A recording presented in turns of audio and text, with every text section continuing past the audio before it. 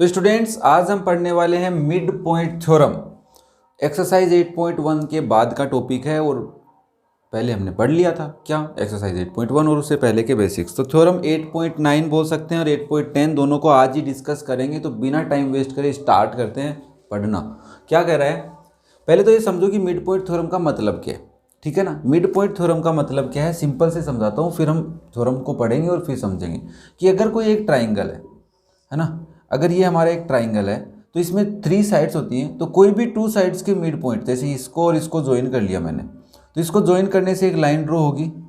वो क्या कह रहा है मिड पॉइंट थ्योरम वाला कि ये जो लाइन है ये जो बची हुई साइड है जिसके मिड पॉइंट नहीं है, रिमेनिंग साइड के पैरेलल होगी और जितनी बड़ी वो रिमेनिंग साइड है उसकी हाफ होगी। अगर ये 4 है तो ये 2 होगी। ठीक है, वो डायग्राम बनाते हैं। तो अगर ये हमारा ट्राइंगल है, इस ट्राइंगल में अगर मैंने इसका मिड पॉइंट ले लिया, इसका मिड पॉइंट ले लिया, तो हमने इसको ज्वाइन किया, तो ये किसके पैरेलल होगी, मिड पॉइंट थ्योरम से इसके। मिड पॉइंट थ्योरम कब अप्लाई होगी, जब एक लाइन सेगमेंट के मिड पॉइंट और दूसरी साइड का मिड पॉइंट दोनों ज्वाइन करें, दोनों को ज्वाइन करें, तब जो लाइन सेगमेंट बनती है वो होती है। तो ऐसे भी हो सकता है, तो इसकी हाफ ये हो जाएगी, जैसे ये 6 है तो ये 3 हो जाएगी।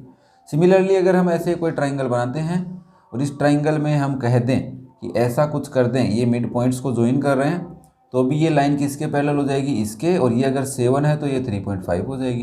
ठीक है, और ये इसके पैरेलल भी हो जाएगी। तो बाकायदा हमें ये भी पता है कि पैरेललोग्राम में इसको यूज़ में लेना है, पैरेललोग्राम के अंदर ट्राइंगल बनेगा, कैसे यूज़ में लेना है वो समझना है। ठीक है, तो सबसे पहले समझते हैं इसको प्रूव कैसे करेंगे कि ऐसा होता ही है ना। तो इसके लिए थ्योरम क्या करिए, 8.9 the line segment joining the mid points of 2 sides of a triangle, कि एक लाइन सेगमेंट जो ज्वाइन करने पे the mid points of 2 sides, कोई भी 2 साइड के मिड पॉइंट्स को एक ट्राइंगल के, तो वो क्या होती है, पैरेलल होती है टू द थर्ड साइड के पैरेलल होती है। और साथ में हम उसको क्या प्रूव कर लेंगे, हाफ भी प्रूव कर लेंगे। ठीक है, तो इसने लिखा ही है कि पैरेलल होती है थर्ड साइड की और हाफ का नहीं लिखा ना, तो हम बात कर लेंगे इसकी। तो हम सबसे पहले लेते हैं कि ट्राइंगल है हमारे पास ABC, इसमें तो कोई दिक्कत नहीं है ना। 2 तरीके से समझाऊंगा इसको। ये हमारा ABC ट्राइंगल है। ठीक है, इन ट्राइंगल गिवन में लिख रहा हूँ, इन ट्राइंगल ABC, यहाँ से एक पॉइंट लेते हैं हम E जो मिड पॉइंट है AB का, एंड यहाँ पे एक पॉइंट लेता हूँ बेटा F। तो हम लिखेंगे point E and F are mid points of sides AB and AC respectively. Okay, respectively word का मतलब तो पता चल गया होगा अगर कंटिन्यू वीडियो देख रहे हो तो इसका मतलब मैं लिख सकता हूँ कि AE इक्वल होगी EB के, मेरी इक्वेशन 1 है, काम आएगी हमारे कहीं ना कहीं, और AF इक्वल है CF के, ये इक्वेशन नंबर हो गई 2। तो अब हम इसको अगर ज्वाइन करते हैं तो एक EF लाइन बनती है। अब अभी तक तो हमने ट्राइंगल में ऐसा कोई रूल पढ़ा नहीं है ना, तो हम क्या करते हैं, कंस्ट्रक्शन करते हैं। तो कंस्ट्रक्शन देखो बेटा, एक तो B पॉइंट से हो सकती है, एक C से हो सकती है। बुक में C से है तो एक बार C से करके देखते हैं, फिर हम B वाला भी समझेंगे। तो C पॉइंट पे मैंने एक कंस्ट्रक्शन किया, इस अकॉर्डिंग किया कि वो इस EB के पैरेलल हो। तो मैंने कंस्ट्रक्शन किया EB के पैरेलल, और ये हो गया D, और AF को मैंने एक्सपेंड किया कहाँ तक, इसको ज्वाइन मिल जाए तो। ठीक है, तो draw CD parallel to EB and join F to D। ठीक है, F to D हमने ज्वाइन कर लिया। अब हम ये कह सकते हैं कि अगर ये लाइन, अब देखो ये लाइन इसके पैरेलल है, इतने से तो काम चलेगा नहीं, इसको इक्वल भी लाना होगा, तभी तो हम इसको पैरेललोग्राम बोल सकते हैं। तो इक्वल के लिए क्या करेंगे, हमें पता है इससे इसका रिलेशन है, अगर AE इसके इक्वल आ जाएगी तो EB भी इसके इक्वल आ जाएगी कि नहीं आ जाएगी, है ना। तो ये डायग्राम तो वैसे थोड़ा सा अलग सा ही बना है, बट समझना। अब मुझे एक बात बताओ, इन दोनों ट्राइंगल को अगर मैं कॉन्ग्रुएंट करना चाहूँ तो ये एंगल इसके इक्वल है कि नहीं, यस, वर्टिकली अपोजिट एंगल है। दूसरी बात, अगर हमने कंस्ट्रक्शन से इसको इसके पैरेलल किया बेटा, देखना इसको इसके पैरेलल किया है, तो अगर ये पैरेलल लाइन है तो ये अपनी ट्रांसवर्सल है क्या पूरी, ED इज ए ट्रांसवर्सल। अगर ED ट्रांसवर्सल है तो ये जो एंगल है, ये एंगल इधर वाले एंगल के इक्वल है, अल्टरनेट इंटीरियर एंगल से, है कि नहीं है।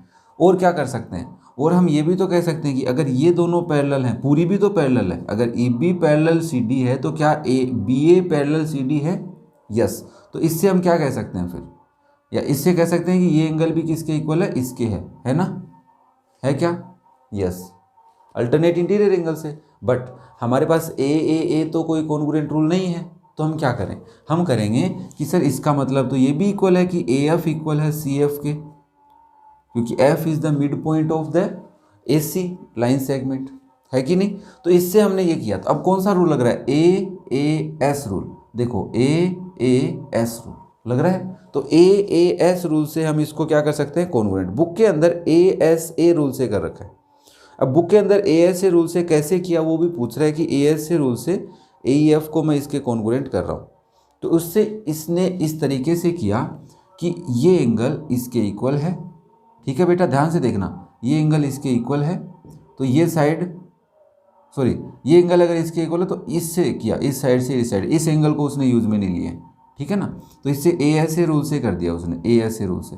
तुम्हारी मर्जी है, तुम जैसे करना चाहो। मैं इसको ए एस रूल से भी कर सकता हूँ। तो मैं लिखूंगा सबसे पहले in triangle A F B, sorry A F E है, ए एफ ई, एंड दूसरा नाम मैं लिख लेता हूँ बाद में। ठीक है, तो मैं सबसे पहले कहूँगा कि ए एफ इक्वल है बेटा सी एफ के। ये क्यों है? बाई इक्वेशन 2 से है। ठीक है, सेकेंड लाइन में क्या लिखूँगा कि angle A F E is equal to angle D F C, vertically opposite angle है, pair of vertically opposite angle है। थर्ड, अगर तुम ए एस से कर सकते हो तो ये वाला एंगल भी इसके इक्वल ले आना, लिख सकते हो, है ना? और बाकी अगर बुक वाले से करेंगे तो मैं क्या लिखूंगा फिर मैं लिखता हूँ कि angle E A F is equal to angle F C D. क्यों है? क्योंकि हम लिखेंगे A B parallel to C D and A C is a transversal, A C मेरी ट्रांसवर्सल है, तो इसके कोमा लगा के लिख सकते हैं अल्टरनेट इंटीरियर एंगल। ठीक है ना? ए आई ए का मतलब बेटा यहाँ पे अल्टरनेट इंटीरियर एंगल से, कि ये एंगल इसके इक्वल होगा, ये दोनों पैरेलल लाइन है और ये ट्रांसवर्सल लाइन है। ठीक है, देख लो, अगर ये पैरेलल लाइन होती तो ये ट्रांसवर्सल होती तो ये एंगल इसके इक्वल आता कि नहीं आता? तुम खुद सोच लो, पैरेलल लाइन कैसे भी हो सकती है, पढ़ चुके हैं अपन चैप्टर नंबर 6। ओके, तो हम लिखेंगे by A S A congruence rule, हम ये कह सकते हैं कि triangle A F E is congruent to triangle. देखो एंगल ए है क्या? हाँ, एंगल ए किसके इक्वल है? सी के, तो ए की जगह आएगा सी, और एफ किसके इक्वल है? एफ के, तो एफ के इक्वल है। तो बचा कौन है? A F C F. देखो ए एफ सी एफ बन रहा है, तो बचा कौन है? जल्दी बोलो, डी बचा है ना? डी। और ऑब्वियसली देखो एंगल डी और ई इक्वल आए हैं क्या? डी और ई। तो हम वैसे भी कर सकते थे। अगर कोई बच्चा इसको, मैं यहाँ पे सी एफ डी लिख देता हूँ, अगर कोई बच्चा इस पूरे कॉन्सेप्ट को ए एस से कॉन्ग्रुएंट करना चाहे तो कर सकता है भाई। ठीक है, पैरेलल लाइन ले लेंगे कि A B parallel C D है और E D is a transversal. ठीक है, इस पे इस एंगल के लिए। अब देखो इससे हमारे को क्या फ़ायदा हुआ? इससे हमें फ़ायदा हुआ कि बाई सिम्प्लिसिटी में ये कह सकता हूँ कि सर जो हमारी ए ई है वो इक्वल है सी डी के। ठीक है, this is our equation number 3। तो बाय इक्वेशन 1, देखो ए ई है ना, इसमें हमें तो यही तो करना था कि जो ई बी है वो सी डी के इक्वल आनी चाहिए, बट ए ई बी के है और ए ई सी डी के, तो दोनों इक्वल होंगी। तो बाय इक्वेशन 1 एंड 3 हम ये कह सकते हैं कि C D equal to E B, है ना? ये इक्वेशन नंबर हो जाएगी 4। तो इससे हम क्या कह सकते हैं? इसकी हेल्प से और किसकी हेल्प से? Draw by construction, since C B parallel to E B and C D is equal to E B, therefore B C D E is a parallelogram, है ना? इसमें लाइन लिख सकते हैं बेटा, एक पैरेललोग्राम क्यों है? ब्रैकेट में तुम ये लिख सकते हो, in a quadrilateral if a pair of opposite side is equal and parallel that is a, या that quadrilateral is known as parallelogram. अब हमारे को क्या फ़ायदा हुआ? अब हमारे को एक फ़ायदा ये हो गया कि बी सी पैरेलल आ गई ई एफ के, तो हम लिख सकते हैं so B C parallel to E F, pair of opposite side, opposite side का पेयर है। ठीक है। दूसरी बात, और हमें क्या चाहिए था, और हमें चाहिए था कि ये हाफ है, ये हाफ है इसका। अब ये हाफ कैसे है, देखो हम यहाँ से ये भी कह सकते हैं कि B C equal to E F, कह सकते हैं क्या? हाँ। अब देखो ये हमारी इक्वेशन नंबर 5 है बेटा, ध्यान से देखना। हमें प्रूव कर दें कि E F equal F D है। ई एफ इक्वल अगर एफ डी है तो ये एक पार्ट है, ये एक पार्ट है, दोनों पार्ट इक्वल है। तो E F plus F D is equal to 2EF हो जाएगा क्या? E F plus F D is equal to 2EF, क्योंकि E F equal F D तो उससे, है ना।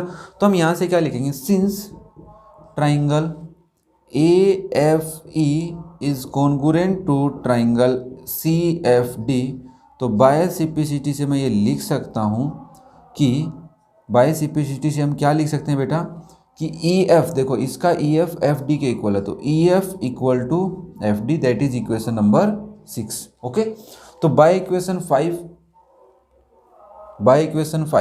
And 6, by equation 5 and 6 you can say that कि B C जो है वो क्या है, बी सी जो है वो ई एफ के इक्वल है। बट ई एफ किसके इक्वल है, E F sorry B C F E D के इक्वल है बेटा पैरेललोग्राम में, ठीक है ना। ई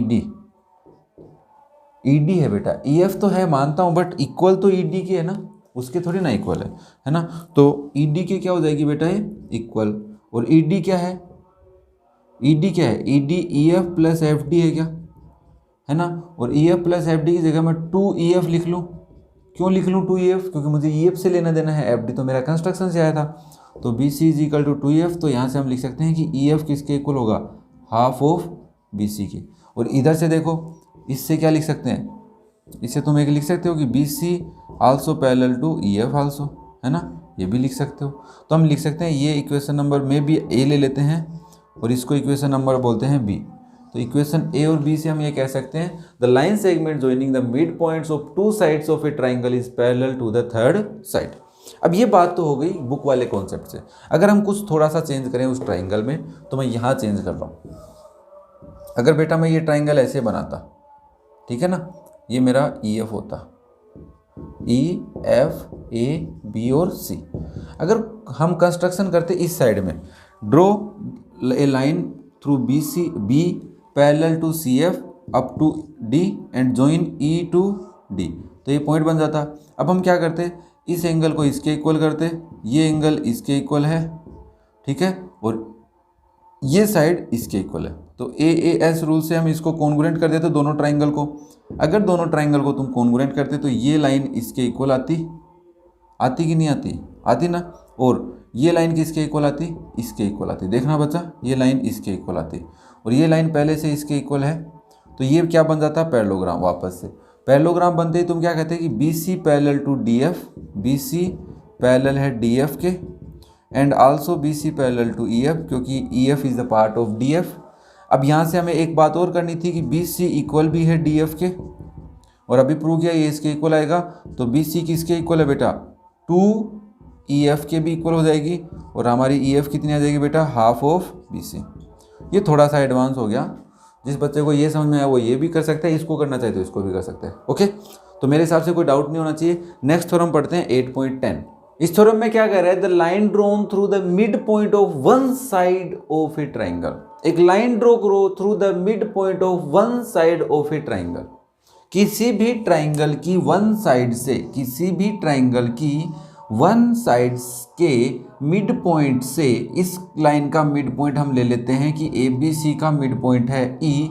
जो हमने एक लाइन ड्रॉ की, क्या की, उस लाइन को parallel to another side, another side के पैरेलल, इसके तुमने क्या कर दी, पैरेलल ड्रॉ कर दी।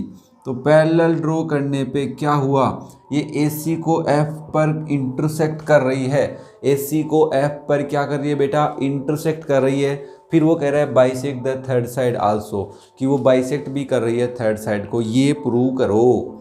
तो ये प्रूव कैसे करेंगे, देखो सबसे पहले हम इस लाइन को कट करने का एक तरीका निकालते हैं कि draw C2M, CM parallel to AB। हम बाकी बातें तुम्हें पता है कि E is mid point of AC, EO, इसको P ले लो, draw EP parallel to BC intersect AC at F। Okay, यहाँ पे लिख लेना इन ट्राइंगल ABC ट्राइंगल में E is the mid point of AC, draw EP parallel to BC। अब हमें क्या करना है, अब हम करेंगे बाय कंस्ट्रक्शन, हम ये लिख सकते हैं draw CM chief minister parallel to AB intersect EP at, क्या लिखे यहाँ पे D लिख देते हैं, ये बेटा P तो यहाँ पे जा रहा है इधर, ठीक है ना, D एट D। अब हमारे को क्या समझ में आया, हमारे को समझ में आया कि AB अगर CM के पैरेलल है तो इसका मतलब AE छोड़ो, हमारे को मतलब है B से, तो therefore B also parallel to CD, ठीक है। और हमारे को यहाँ पे एक ये गिवन है, ये वाली लाइन इक्वेशन 1 है, ये इक्वेशन 2 है, और अगर मिड पॉइंट है तो इसको 2 ले लो एक बार, तो यहाँ से हम ये भी लिख सकते हैं कि AE किसके इक्वल है बेटा, AB के इक्वल है, ये इक्वेशन 1 हो जाएगी, ये 2 और ये हो जाएगी हमारी 3, बाद में काम आएगी ना। अब देखो हम ये कह सकते हैं कि एक क्वाड्रिलेटरल है जिसके अंदर EP पूरी लाइन, तो EP की जगह तुम ये भी लिख सकते हो क्या, देखना भाई एक बार देखना, इस लाइन को थोड़ा सा मॉडिफाई करके तुम ये लिख सकते हो ED पैरेलल टू BC, ये इक्वेशन नंबर 1 हो जाएगी। या कोई अगर EF लिखता है तो भी मतलब वही है ना।